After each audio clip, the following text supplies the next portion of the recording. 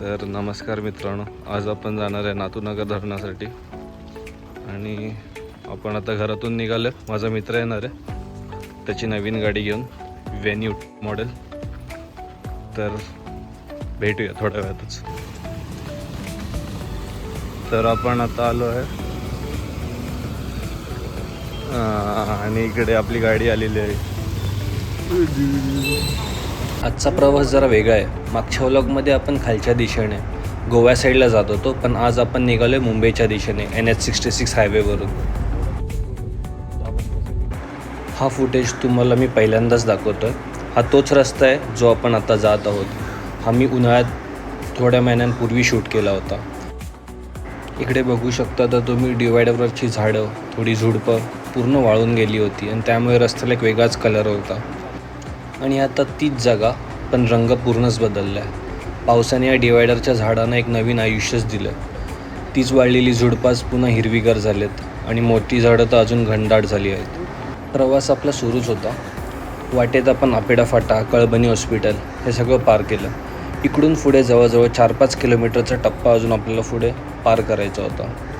त्यानंतर आपण लेफ्ट मारून नातूनगर धरणाकडे जाणार होतो.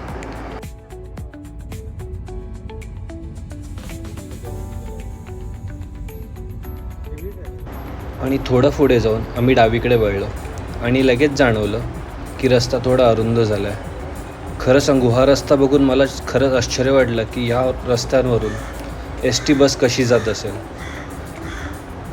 असंच थोड्या पुढे गेल्यानंतर आम्हाला शाळेतली पोरं, जी त्यांची शाळा सुटली होती, ती डंपरमधून घरी जाताना दिसली. आणि त्याच्याच साईडला गुरंढोरं दिसली निवांतपणे रस्त्यावरून चालताना. आणि अखेर आम्ही पोचलो नातूनगर धरणावरती. हे धरण चोरटी नदीवर बांधलेलं 1994 साली उभं केलेलं धरण आहे. हे मातीचं धरण आहे. याची उंची जवळपास 45 मीटर्स आणि लांबी तब्बल 900 मीटर एवढी आहे. हे मुळात सिंचनासाठी म्हणजेच ॲग्रिकल्चर पर्पजसाठी बांधलेलं धरण आहे. पावसाळ्यात मात्र वेगळंच रूप घेतं. चारी बाजून हिरवेगार डोंगर, त्यातून वाहणारे छोटे छोटे धबधबे आणि त्याचं पाणी चोरटी नदीच्या काठाने साचत पुढे जाताना शेवटी तयार होतं एक महाल विशाल जलाशय.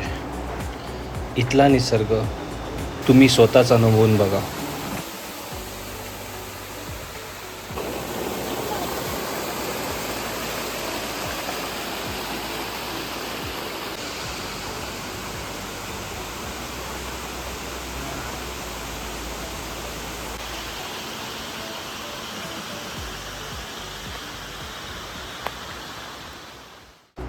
धरण बघून आम्हाला भूक तर एकदम आता कळकळीची लागली होती. मग काय, वळवली आम्ही गाडी भरण्याच्या शेलार वडापाव आणि स्नॅक्स सेंटरकडे आणि इकडे मिसळपाव मागवलं.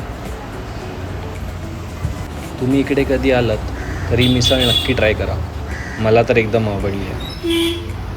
भेटूया आपण पुढच्या व्लॉगमध्ये. धन्यवाद.